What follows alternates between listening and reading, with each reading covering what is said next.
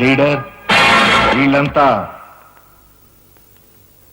వీళ్ళందరి గురించి క్షుణ్ణంగా నాకు తెలుసు. ఈనాటి ఈ సమాజంలో మాలాంటి యువకులు నిరాశ నిస్పృహలతో ఇలా తయారవడానికి కారకులెవరు? మీలాంటి చీడ పురుగులే పురుగులే పురుగులే పురుగులే.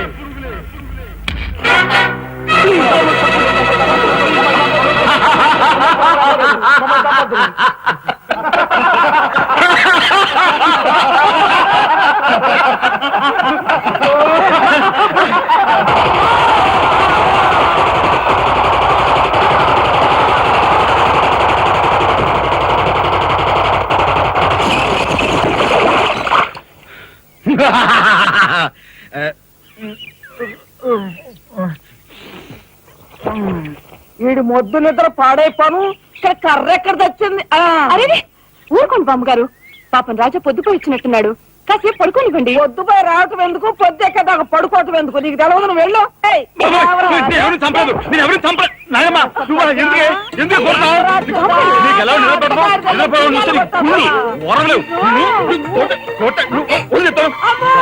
నిద్రపోనకుండా కొట్టుకొని పైగా చేస్తుంటావు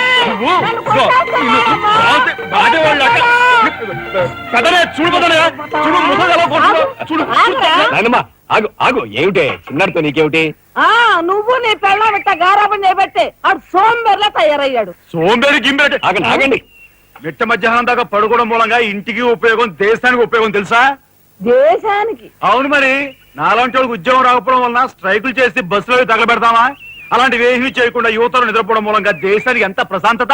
ఏమిటినైనా లాభం. ఏమ్మా, కాళీ సంపాదన లేనోడు 3 పూట్ల మెక్కితే ఇంటికి ఎంత ఖర్చు? అందుకే అర్ధరాత్రి వచ్చి మిట్ట మధ్యాహ్నం దాకా నిద్రపోతాను. దాని మూలంగా రాత్రి భోజనం, తెల్లారి కాఫీ, టిఫిన్లు నీకు ఆదా కాదా? ఏనా ఇక పెద్దన్నయ్య అంటావా? వాడు మధ్య తరగతి మనిషి, బోడు బరువు బాధ్యతలుంటాయి, 10 మందికి సమాధానం చెప్పుకోవాలి కాబట్టి పొద్దునే లేవాలి. ఇక సీతమ్మ లాంటి వదులంటావా? ఇంటి చాకరీ బోర్డు అంత ఉంటుంది, ఆవిడ పొద్దునే లేవాలి. ఇక చిన్నన్నయ్య, ఇదిగో వీడు ఒక పుస్తకాల పురుగు, ఎప్పుడెప్పుడు ఐఏఎస్ పాస్ అయిపోదామని ఉంటుంది కాబట్టి తను పెందడే లేవాలి. ఇక చిన్నపిల్లలు పొద్దునే ఆడుకోవాలి, చదువుకోవాలి కాబట్టి వాళ్ళు పెందడే లేవాలి. నువ్వు నేను ఎందుకే పెందడే లేవటం?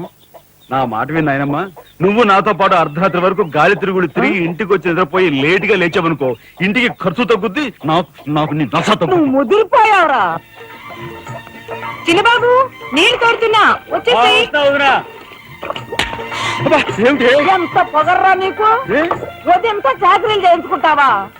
ఏంటి దొడాలి, సబ్బెట్టాలి, రఫాలించేస్తానేమనుకున్నావు? నువ్వు చేయాల్సిన పనులు ఉదయంతో చేస్తావు, నేను నిన్ను కేకలు పెడతావు అనుకుంటే నువ్వు ఎదురొస్తావా? అయినా ఈ వయసులో నువ్వు చేయాల్సిన పనులు ఏమిటి? ఏంటయ్యా? నాకు సేవలు చేసుకోవటం.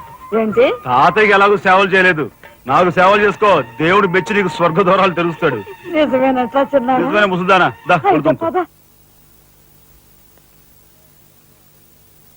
పెద్దాడా, ఇల్లు అమ్మేయటానికి తీర్మానించుకున్నావా? అమ్మకి తప్పేటట్లేదు నానమ్మా. మనకున్న అప్పులకి ఇల్లు కాదు కదా, ఈ వీధి మొత్తం అమ్మినా ఏమీ తీరం. నువ్వు నోరు మీరా? ఆడి మాటలకేం గాని మీ తాతయ్య రెక్కలు బొక్కలు చేసుకుని ఇల్లు కట్టించాడ్రా. నా బొందులో ప్రాణం ఉండగా అమ్మ నేను నన్ను చంపుకు తిన్నంత ఒట్టే.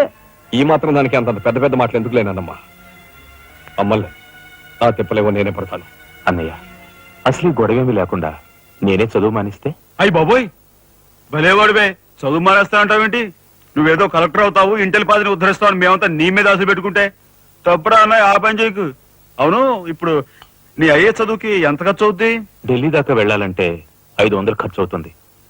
ఆ పైన ఎగ్జామ్ ఫీజు, ట్యూషన్ ఫీజు, పాత బాకీలో కలిసి కనీసం 25,000 అవుతుంది. 25,000? మా బాబే అంతేనా? 25,000 అంటే ఇదిగో మా పెద్దనే సర్దుకుంటాడులే. సర్దుకోపోతే నువ్వు సర్దుకుంటావా? నువ్వు ఇష్టం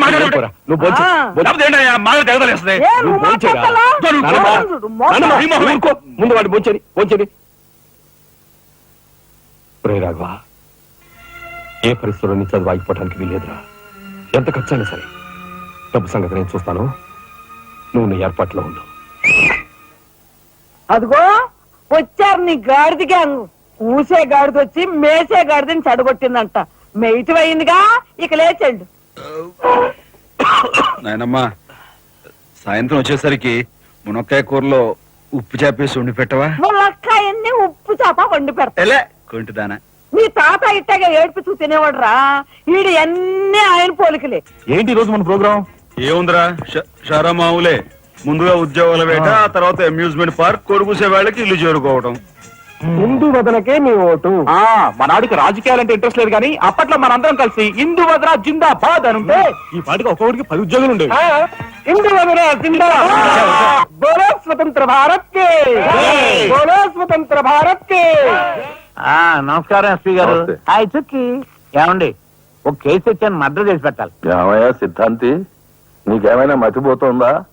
మద్దళ్ళ గురించి పోలీసు వారి ముందు జంకు గొంకు లేకుండా మాట్లాడేస్తా. ఆయన దగ్గర మనకు జంకెత్తుకండి, ఆయన పళ్ళు ఆయనకు ముడుతూనే ఉందిగా. ఎటు వచ్చి ఓ పక్క మర్డర్ చేసి చూస్తున్నాను, మరో పక్క మరణ మొత్తాలు పెడుతున్నాను. నా విషయంలోనే కాస్త చిన్నదో చూస్తున్నారు. ఇది ఏమైనా బాగుందో చుక్క? మా సిద్ధాంతి శనిగ్రహానికి ఎక్కువ, శుక్రగ్రహానికి తక్కువ. సరు నవ్వుని పళ్ళుని ఒకేసారి మూసేయి. ముందు ఈ కేసు మాఫీ చేసే పని చూడు. ఏరా ఒకటే ఉంది. ఏ ప్యాడ్ పెట్టుకొచ్చా కక్కుర్తి.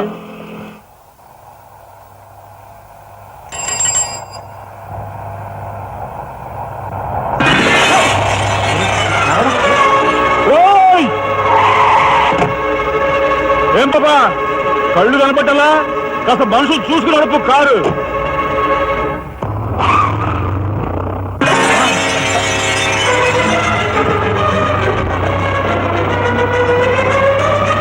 ఎంత పొగర్రా దీనికి.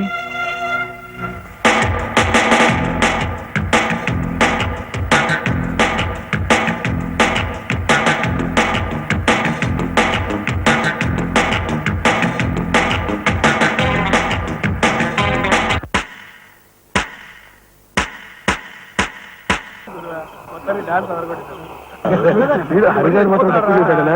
నన్ను మాట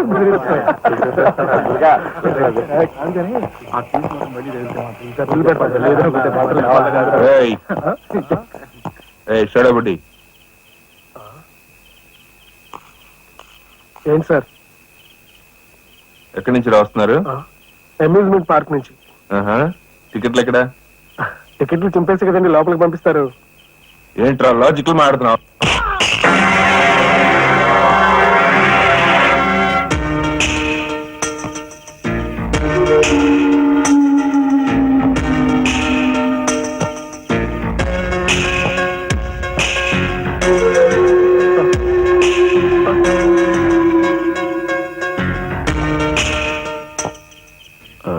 ఎందుకు సార్ మా వాడిని కొట్టారు? పక్క వీధిలో కార్మిక నాయకుడు మర్డర్ జరిగింది.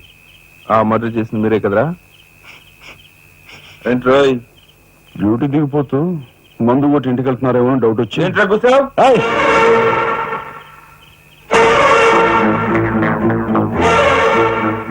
అసలైన నేరస్తులు పట్టుకోవడం చేత కాకపోతే యూనిఫామ్ తీసేసి ఇంట్లో కూర్చో. అంతేగాని రోడ్డు మీద పోయే వాళ్ళని పట్టుకోవాలనుకుంటే ఎవరు ఊరుకోరు. జాగ్రత్త. పోదండి రా.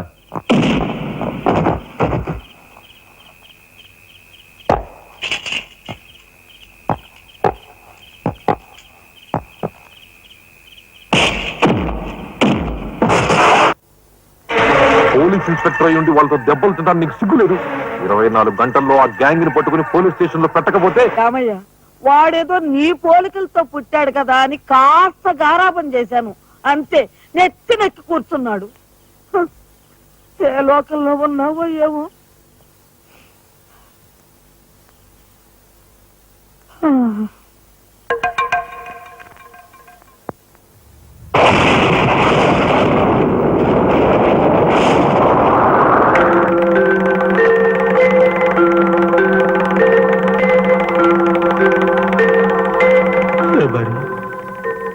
ఏమిటి ఆ చూపు? నేను గుర్తుపట్టలేదా? అయ్యా నా దేవుడు, నువ్వా? అయ్యా నన్ను తాకరాదు. ఆత్మ రూపంలో ఉన్న నన్ను తాకితే మాయమైపోతాను. అపచారం అపచారం. అయ్యా పచ్చికొండగా ఒక్క రోజు కూడా గడ్డం మాయనిచ్చేవాడివి కాదు. మగ మహారాజులాగా మెలమెల మెరిసిపోయేవాడివి. ఇప్పుడు ఏంటయ్యా గడ్డం అట్ట మాసింది? అదక్కడి రూలు. ఏమిటి చిన్నాడి మీద విరుచుకు పడుతున్నావట. వాడు ఒట్టి అల్లరాడైపోయాడయ్యా. వాడిని ఇంటికి రాని వాడి కాళ్ళని కొడతాను. ఎంత పొరపడుతున్నావు శబరి. చిన్నాడంటే ఎవరనుకున్నావు? ఎవరు? నేనే. నీ మీద మమకారం చావక, ప్రేమ తీరక మళ్ళీ వాడి రూపంలో జన్మించాను. వాడే నేను, నేనే వాడు. నువ్వా? చిన్నాడిది నీ అంశ? ఒట్టు. మరి ఇన్నాళ్ళు నువ్వు నాతో చెప్పలేదేమయ్యా? ఆ ఐడియా నాకు ఇప్పుడే వచ్చింది ప్రియా. చూడు శబరి, ఇక మీదట వాడు ఎంత లేటుగా వచ్చినా, ఎంత పొద్దుకి లేచినా, ఏ పని చేసినా చేయకపోయినా వాణ్ణి కించత్ మాట అన్నావో స్వర్గంలో నేను క్షోభపడిపోతాను. అమ్మో అమ్మో, ఎంత మాట! వాడికి ఏమన్ను? అయ్యా, రాకొచ్చావు 4 మెతుకులు తినేళ్ళవా? నాకంత వ్యవధి లేదు శబరి. అవతల స్వర్గంలో నా కోసం రంభ, ఊర్వశి, మేనక డాన్స్ చేయకుండా ఎదురు చూస్తూ ఉంటారు. శబరి, ఏమిటా అలక? సహజమైన. చూడు శబరి, నువ్వు నాకు పాదాభివందనం చేసుకుంటే నీకు స్వర్గం ప్రాప్తిస్తుంది. అక్కడ మనం కలిసి డాన్స్ ఆడదాం. నిజమా?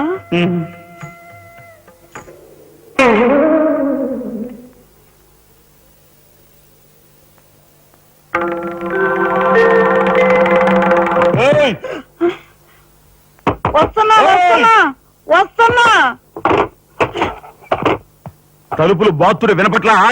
ఏదో లోకంలో ఉండి ఏదో లోకంలో రఫ్ ఆడించేస్తానేమనుకున్నావు? భోజనం చేసావా?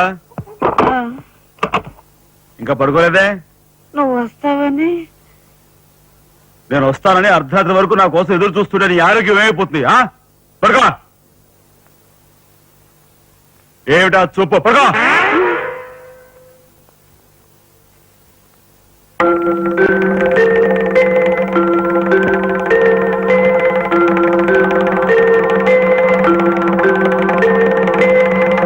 ఏమండి, రాఘవ్కు పంపించాల్సిన 25,000 గురించి ఏం ఆలోచించారండి? అదే అర్థం కావటం లేదు లక్ష్మి. ఆ 25,000 సంగతి అలా ఉంచు. కనీసం ట్రైన్ ఛార్జీలకైనా ఇచ్చి 4-5 రోజులు ఎలాగోలా ఆ 25,000 పంపిద్దామని చెబుదామన్నా ఈ 500 అయినా పుట్టేటట్లేవు. ఒక పని చేయండి, నా దుద్దులు తాకట్టు పెట్టి. వద్దు లక్ష్మి, వద్దు. ఈ సంగతి తెలిస్తే రాఘవ అసలు చదివే మానేస్తానంటాడు. నేనే ఇంకో ప్రయత్నం ఏదైనా చేస్తాను. గురు, బ్రహ్మాండమైన ఐడియా. ఈ డొక్కు కెమెరా అమ్మేస్తే కనీసం 200గా రావచ్చు. నేను 10th క్లాస్ పాస్ అయినప్పుడు మా నాన్నగారు కొనిచ్చిన వాచ్ ఇది. ఇది అమ్మితే 100 గ్యారంటీ. ఈ కళ్ళ చూడు. ఉంట్రే, ఇవన్నీ అమ్మగా వచ్చిన డబ్బుతో కనీసం మా అన్నని ఈ రాష్ట్రంలో దాటించలేం. ఇంకా 5 రాష్ట్రాలు దాడాలతాను. అదేంటి చూడండిరా. 2,000కి 1 రూపాయి తక్కువ అయితే కిట్టదురా అంటే జిడ్డులో పట్టుకుంటారు. అయ్యో, ఏం జెంట్లమెన్ గారు, ఏంటి గొడవ? ఏం లేదు బాబు, మా ఇంట్లో అద్దెకున్న మనిషిని ఖాళీ చేయించి పెట్టవయ్యా అన్న. కాస్త రవిడేజం చేసి దానికి 2,000 అడిగాడు. కొంచెం తగ్గించుకోవయ్యా అన్నాను. చాకి లంపకాయ కొట్టాడు. ఇదిగో మధ్యపేరం, 1000 రూపాయలు ఇస్తావా? నీ ఇల్లు ఖాళీ చేయించి పెడతాం. 1000 రూపాయలా? అయితే పదండి. ఏంటి పదండి, అవన్నీ మా వల్ల కాదు, మా గురువు వల్లే అవుద్ది. అడ్డుగో.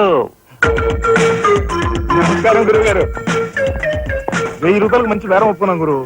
నువ్వు కొంచెం రౌడీజం చేసి ఇల్లు ఖాళీ చేసి పెట్టాలి. రౌడీజం చేసి పెట్టాలా? రఫ్ ఆడిస్తాయో అనుకున్నావా? పాపం ఆయన ఇల్లు ఆయన ఖాళీ చేయించి పెట్టడంలో తప్పే ఉంది. న్యాయమే కదా, ఒప్పుకోగరు. ప్లీజ్. అంతేనంటావా? సరే బాబు, ఒక మాట, అది సామాన్యురాలు కాదండి. రాలు అంటున్నాడు. కొంప తీసి ఆడదా? అవునండి. ఆడదాని మీద నా ప్రతాపం చూపించడమా? సిగ్గులేదు. పోతలే. బాబు, మీరు ఒక్కసారి వచ్చి చూడండి. అది ఆడది అనుకుంటే మీరు తలొకతోనూ నన్ను తన్నండి. ఇదెక్కడ ఆడదురా అనుకుంటే మీ హెల్ప్ మీరు చేయండి, మీ డబ్బులు మీరు తీసుకోండి. పద.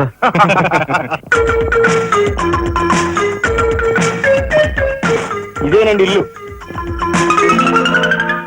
చెప్పానుగా, వెళ్ళు. తప్పదంటారా? మరేం భయం లేదు, వెళ్ళు. వెంట్రా.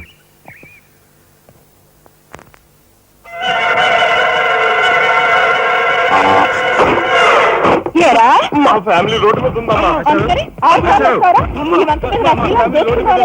ఈ కన్యాకుమారిలో చాలా గొప్ప తల్లి. అయ్యా, అమ్మా, వద్దు వద్దు అన్నాను. వెళ్ళు వెళ్ళు అన్నారు. తీరా లోపలికి వెళ్ళి చూస్తే అది మాత్రం ఆడది కాదండి బాబు. దీని సంగతి నేను చూస్తా.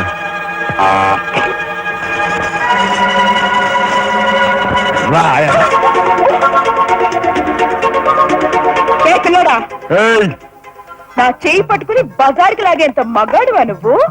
ఎంత ధైర్యం నిన్ను! ఏయ్, ఏయ్! కోట చేయి చూసావు ఎంత రఫ్ ఉందో. నాతో పెట్టుకోకు, రఫ్ ఆడించేస్తా. నువ్వు నాతో పెట్టుకోకు, నీ పని చెప్తాను. సూరమ్మత, అప్పాయమ్మ, వెంకాయమ్మ, సీతమ్మత. పొడుస్తా. పీకు, నీ బోర్డు పీకు. ముయ్, ఈ కత్తి ముయ్, పొడుస్తా. బోర్డు పీకో. కత్తి ముయ్. బోర్డు పీకో. రాయ్, మీరు లోపలిరంట్రా. దీని తాలూకా ఏది దొరుకుతా తీసి బయటపడండి. హలో మేడం, ఒక్క ఫోటో. Just wait. గొంతు పొడుస్తా. పోలకే పీకో.